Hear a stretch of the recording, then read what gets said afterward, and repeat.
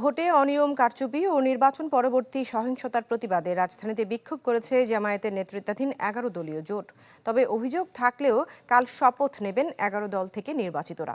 সংসদে গঠনমূলক সমালোচনার পাশাপাশি জানান রাজপথে থাকার কথাও। ডেন্টিস্টের পরামর্শ নাও নতুন কোলগেট অ্যাক্টিভ সল্ট। আন্দোলনের একটি রক্তাক্ত বিপ্লবের নির্বাচনী ফলাফলে কারচুপি, বিভিন্ন স্থানে সহিংসতা আর নারী নিপীড়নের প্রতিবাদে রাজধানীতে ১১ দলের বিক্ষোভ সমাবেশ, যাতে উপস্থিত জোটের শীর্ষ নেতারা। আপনারা এই ভুল পথ থেকে ফিরে আসুন। অভিযোগ করেন একটি দলের শীর্ষ নেতার সাথে আঁতাত করে সংখ্যাগরিষ্ঠ আসনের বন্দোবস্ত করে দেন উপদেষ্টারা। জনগণের সমর্থন আদায় করতে না পেরে প্রশাসনকে ম্যানেজ করে, ডিপ স্টেটকে ম্যানেজ করে, কমিশনকে ম্যানেজ করে, সরকারকে ম্যানেজ করে ম্যানেজ ভোট আয়োজন করেছে। জবাব আমরা আমাদের জনগণকে সাথে নিয়ে সংসদে এবং রাজপথে তুলে ধরব ইনশাআল্লাহ।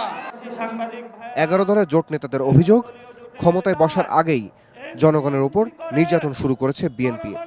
এ সময় হুঁশিয়ারি দেন, আওয়ামী লীগকে পুনর্বাসনের চেষ্টা হলে দেশ ছেড়ে পালাতে হবে বিএনপিকেও। যেই বন্ধের উপরে আক্রমণ করা হয়েছে, পেটে লাথি মারা হয়েছে, বোরকা ধরে টান দেওয়া হয়েছে, গুলিবিদ্ধ করা হয়েছে, পা ভাঙা হয়েছে, প্রত্যেকটির হিসাব কড়ায় গন্ডায় আমরা ইঞ্জিনিয়ার তারেক রহমান থেকে বাংলাদেশে বুঝে নেব ইনশাআল্লাহ। এই বিপুল গণভোটে হার জয়যুক্ত হওয়ার পরে জুলাইয়ের রক্তের সাথে বেইমানি করে জুলাই সনদের ভিত্তিতে নতুন বাংলাদেশে বিদ্যমান রাষ্ট্র সংস্কার করে নতুন রাষ্ট্রের কাঠামো তৈরি করা না হয়, আরেকটি জুলাইয়ের তৈরি হবে কিন্তু বলে বাংলাদেশে আবার নতুন করে ফ্যাসিবাদ ফিরিয়ে আনবার পায়ে তারা চালানো হচ্ছে। মনে রাখবেন, রক্ত দিয়ে যে জুলাই বিপ্লব হয়েছে, সেই বাংলাদেশে আর কোনোদিন ফ্যাসিবাদ ফিরে আসতে পারবে না ইনশাআল্লাহ।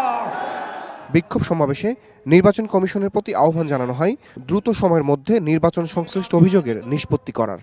সমাবেশ শেষে বায়তুল মোকাররম থেকে বিক্ষোভ মিছিল নিয়ে শাহবাগে গিয়ে শেষ হয়। রমিজ হুসাইন, চ্যানেল 24, ঢাকা।